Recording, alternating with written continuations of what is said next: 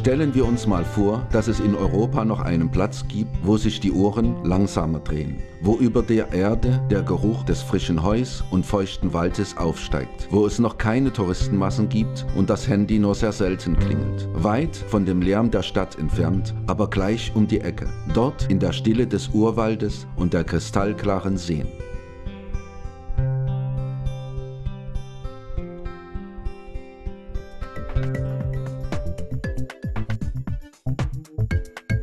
Das Herz der Wojewodschaft Podlachien ist Białystok, eine reizvolle Stadt mit über 300.000 Einwohnern, eines der wichtigsten kulturellen und wirtschaftlichen Zentren im östlichen polnischen Grenzgebiet. Über der Stadt steht mächtig, aussehend wie eine weiße Nadel, die zwischen den beiden Weltkriegen erbaute heilige Rocha-Kirche. Wir können hier in Białystok noch weitere Kulturschätze finden. Das Schloss, das man mit den schönsten Bauten in Europa vergleichen kann, entzückt uns mit seiner Pracht und dem Mut einer architektonischen Grundkonzeption der palästlichen Gärten. Genau hier arbeitete der große Meister Lanotre, der Architekt und Gründer der Gärten von Versailles. Bewundernswert ist auch die Sommerresidenz der Branickis in Chorosz. Dieser Bau überstrahlt mit seiner Pracht alle anderen Adelssitze der ehemaligen Republik.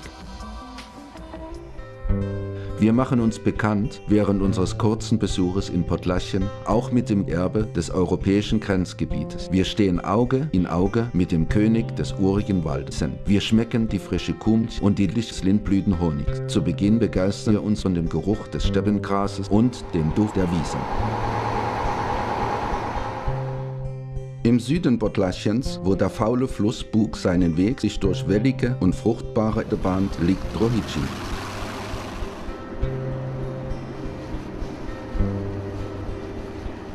Einer Legende nach öffnet sich einmal alle 100 Jahre die Wand des Schlossberges, der über Trochicin ragt, und aus dessen Inneren die Boote voll besetzt mit ausgerüsteten Rittern auslaufen. Niemand kennt das Ziel ihrer Expedition, aber man weiß, dass, bevor der Morgen graut, sie in die Unterkünfte zurückkehren.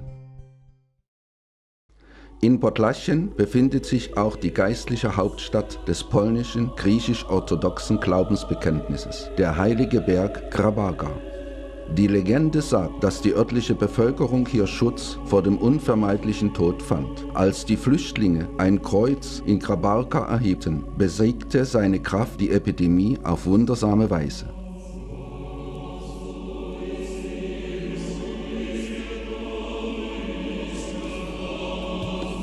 Hier kann man heute noch sehen, wie die Welt aussah, bevor die Städte mit ihrem Lärm und ihrer Zivilisation entstanden. Nördlich von Grabarka kommen wir zur Quelle des wilden Flusses Narew, in Polen auch Amazonas genannt. Dieser Fluss trägt sein geheimnisvolles Wasser bis zum Herz Polens, das, verbunden mit dem faulen Bug, die Weichsel versorgt.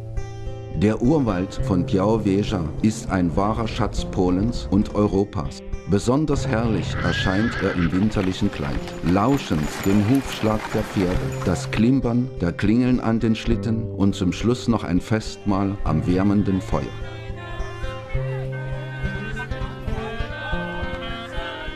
Der Park von Białowieża ist einer von 3 in Europa und 7 auf der ganzen Welt, die zum Welterbe durch die UNESCO erklärt wurden. Das ist der einzige wilde Park in ganz Europa, welcher seinen Zustand seit Jahrtausenden nicht verändert. Genau hier kamen die Stärksten dieser Welt zusammen, um sich von Angesicht zu Angesicht mit den Großen des Waldes anzulegen, dem Wiesen.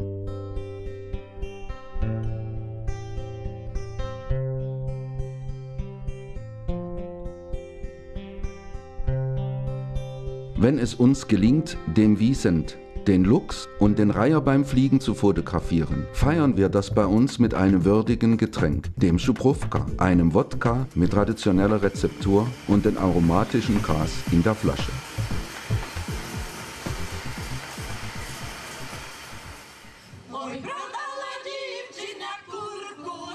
Wenn ein Mädchen sich mit dem Geliebten verbinden möchte, kommt sie nach einer alten Tradition im Juni nach Białowieża zu einem uralten Fest, das von der örtlichen Bevölkerung die Kupala-Nacht, oder Johannisnacht genannt wird. Das ist die einzige Nacht des Jahres, in der die Mädchen selbstgebundene Kränze aus Blumen in das Wasser lassen, um ihren Geliebten mit ihrem Charme zu umwinkeln. Die Kränze fließen in der Strömung flussabwärts und bei einem Feuer wird getanzt und gesungen, in der Hoffnung, dass sich die Wünsche zu ihrem Glück erfüllen mögen.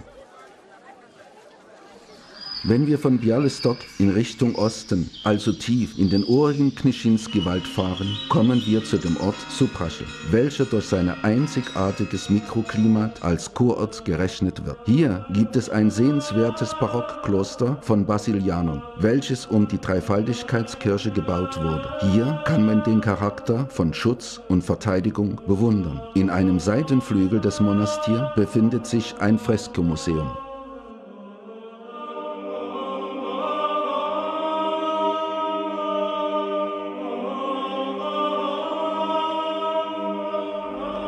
In Supraschel findet jedes Jahr im Mai das Kunst- und Kulturtreffen statt. Alle Wirtschaftssitzungen haben jedes Jahr ein anderes Thema, aber immer sind diese Themen mit der Kultur verbunden.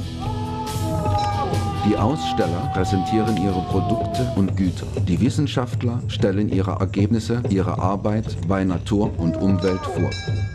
Das übergeordnete Ziel ist dabei immer die weitere Kultivierung der podlaskischen Tradition und die Pflege von Natur und Umwelt als Quelle des universellen Schönheit. Der Park liegt direkt an dem Fluss Narew und er schützt das einzigartige morastische Flussbett. Die Narew verbindet ein einzigartiges Wasserlabyrinth, das aus einem verzweigten Netz aus Abzweigungen und Untererdströmungen besteht. Schon in den ersten Frühlingstagen hört man den Gesang der Vögel. Das Panorama des Parkes erlebt man am besten von einem Aussichtsturm. Aber auch aus dem Flussbett kann man seine Beobachtungen machen. Natürlich mit einem Kajak.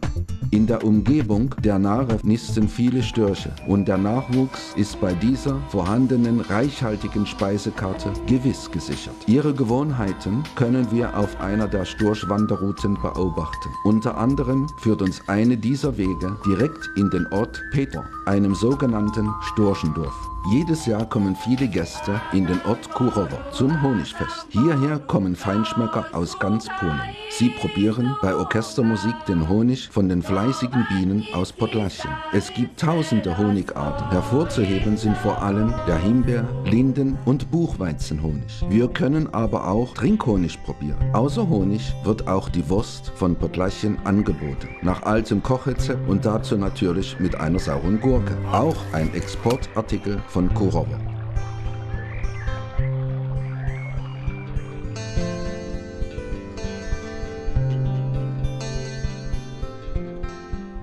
Wenn wir weiter entlang der Narew fahren, erreichen wir die Stadt Tykocin. Im westlichen Teil der Stadt befindet sich eine Synagoge. In dieser wird eine Ausstellung des Podlaski-Museums von Białystok gezeigt. In dem Heiligtum finden Konzerte und Veranstaltungen jüdischer Kultur statt.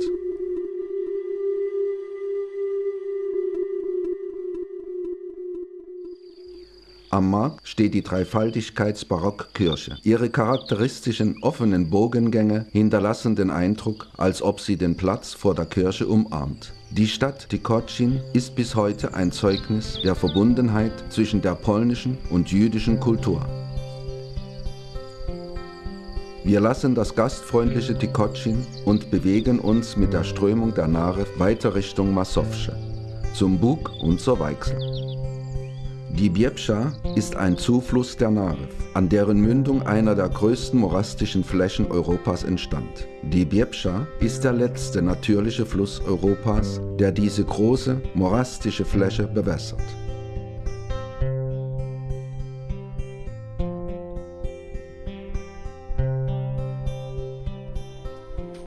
Entlang dieses Flusses erstreckt sich der Nationalpark von Biebsza, einer der größten in Polen. Hier treffen sich Ornithologen aus aller Welt. Hier sieht man 270 verschiedene Vogelarten, von denen über 180 ihre Nester bauen. Besonders bei der Frühlingsüberflutung kann man viele der Vögel fliegend über der Wasseroberfläche sehen.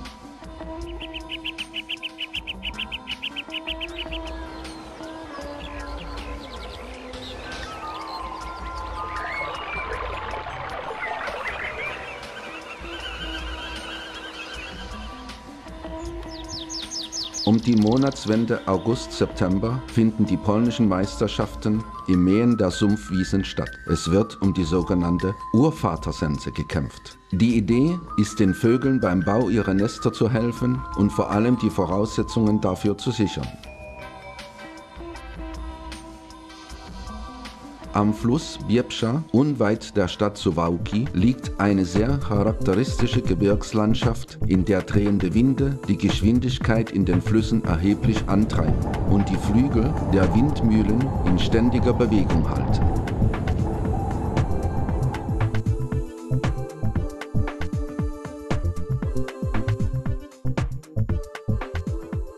Von den Hügeln dieser Moränenlandschaft hat man die Aussicht auf viele Seen und Felsen, die zu Tausenden in die Höhe ragen.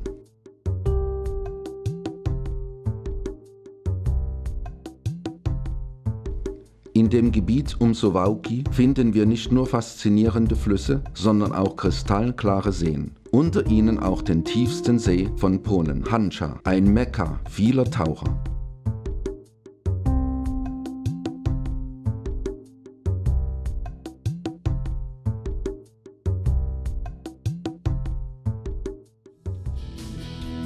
Viele Emotionen werden auch bei den Paddelbootfahrern freigesetzt, vor allem bei der Überwindung von Hindernissen und bei der Durchfahrt der Schleusen. Etwas ab von der Zivilisation.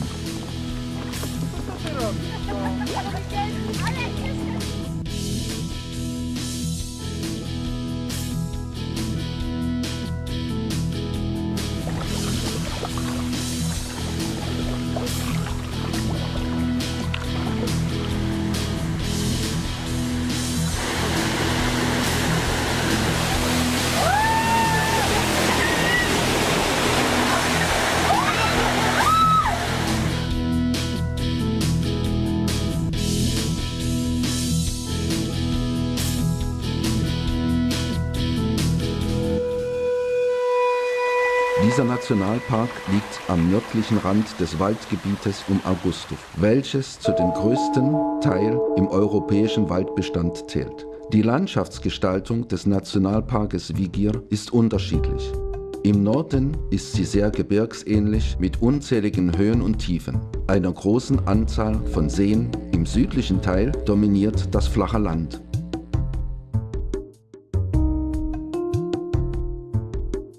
Der Park, in dem sich der See Wigir befindet, ist umgeben von weiteren Seen und stellt das ökonomische Wassersystem dar. Unter der Wasseroberfläche befindet sich auch Leben. Hier sind auch Tümpel und an den Ufern im Rohr nesten die Vögel. Das kurvenreiche Ufer der Seen, die Inseln und viele kleine Buchten machen vor dem Touristen ein Bild einer malerischen Landschaft.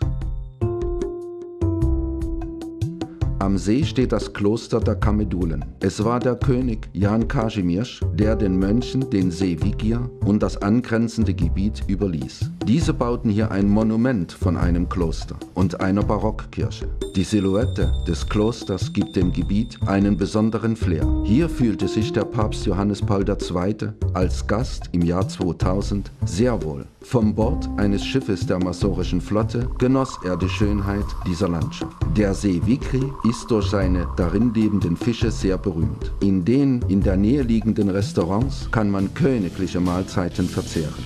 Augustów ist einer der bekanntesten Erholungsorte Polens, umgeben von Wald und Seen. Die Legende sagt, dass dieser Ort sein Dasein der ersten Begegnung des Königspaares Sigmund August und Barbara Radziwiłł verdankt.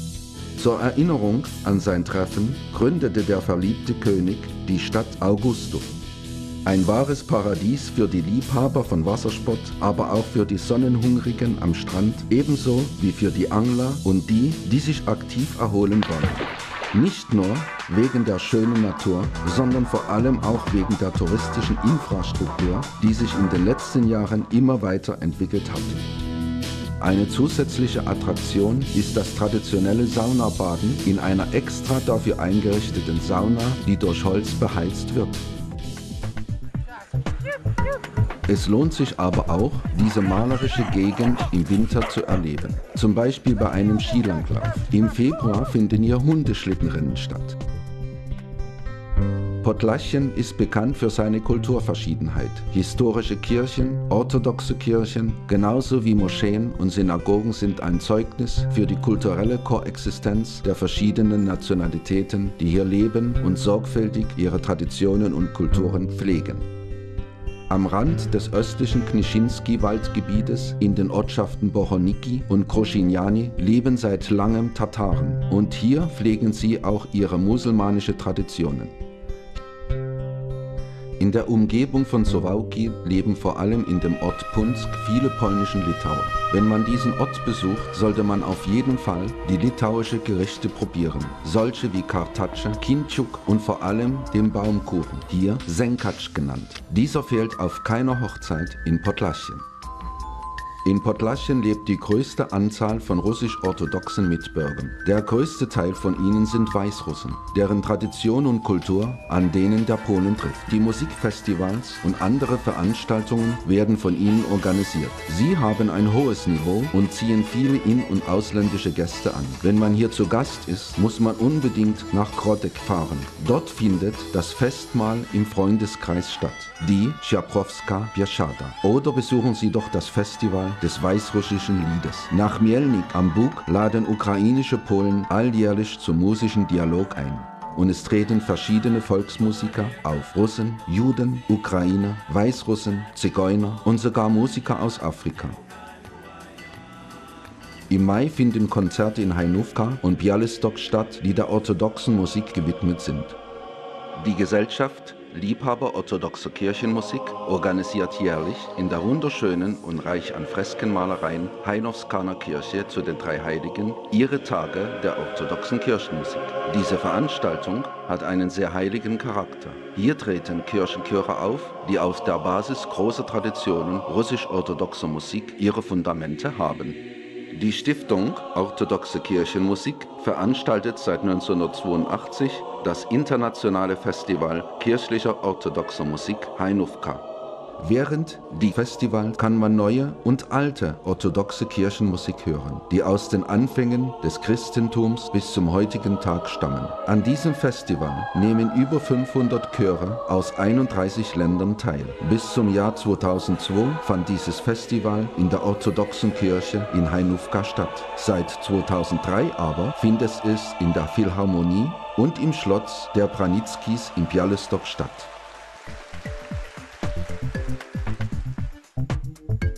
Seit Jahren leben in Podlaschen verschiedene Kulturen zusammen. Polen, Litauer, Weißrussen, Tataren, Juden und sogar reisende Zigeuner. Diese Vielfältigkeit spiegelt sich auch in den sakralen Objekten wider. Eines von diesen ist nicht weit entfernt von Białystok, direkt an der Landstraße Richtung Kuźnica Białostocka. Die Legende sagt, hier kam ein Blinder vorbei, der eine Stimme zu ihm sagen hörte: Grab hier ein Loch und du wirst Wasser finden. Wasch dir damit deine Augen und du wirst wieder gesund. Er tat es und er konnte wieder sehen. Dank dieses Wunders baute er genau an dieser Stelle einen Brunnen mit dem Bild der heiligen Maria. Diese Stelle wurde das heilige Wasser genannt. Jedes Jahr im Juni kommen viele tausende Pilger hierher.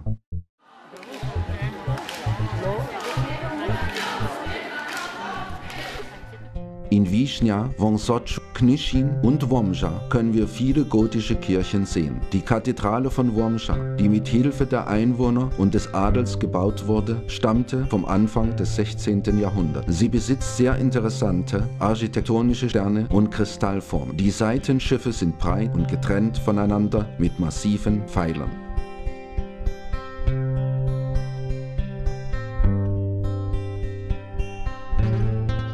In Podlaschen gibt es viele interessante Sehenswürdigkeiten. Alle kann man einfach nicht aufzählen. Jedoch darf man das Freilichtmuseum nicht vergessen. Aber auch der ethnografische Park, der sich auf einem malerischen Hügel in Nowogrod an der Narew befindet, muss einfach genannt werden. Hier befinden sich Holzgebäude dieser Region. In Ciechanowiec gibt es ein Landwirtschaftsmuseum mit einer Sammlung von Arbeitsgeräten der Bauern und Handwerker aus vergangener Zeit. In der Ortschaft Jurowce können wir im Landmuseum sehen, wie die Gebäude wie Windmühlen, Kornspeicher, Protzenhäuser und Gasthöfe aus früheren Zeiten aussahen. Im Sommer veranstaltet man Feste, auf denen sich verschiedene Handwerke präsentieren. Den Militärfans empfehlen wir einen Besuch der Festung Ossowiec. Dort kann man die Frontlinie des Zweiten Weltkrieges sehen.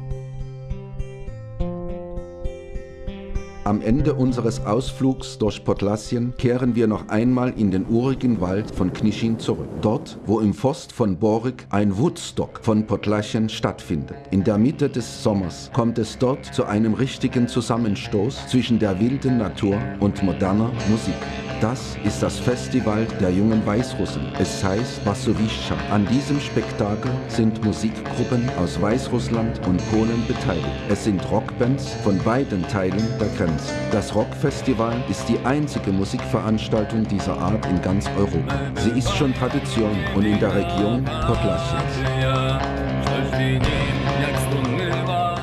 Der Geschmack von Podlassien spiegelt sich in seiner Küchentradition wider. Es sind folgende Leckerbissen: der Baumkuchen von Suwałki, der den heidnischen Göttern als Gabe gegeben wurde. Die Gurken, die man in einem Eichenfass in den Flusstiefen der Narew überwintern lässt. Nicht vergessen darf man die litauischen Kinčiukai, genauso wie den Żubrówka-Wodka aus Białowieża. Unsere Gäste loben auch Kiszki und Babki. Das ist eine Speise aus geriebenen Kartoffeln und Kräutern mit gebratenen Schweinebauch.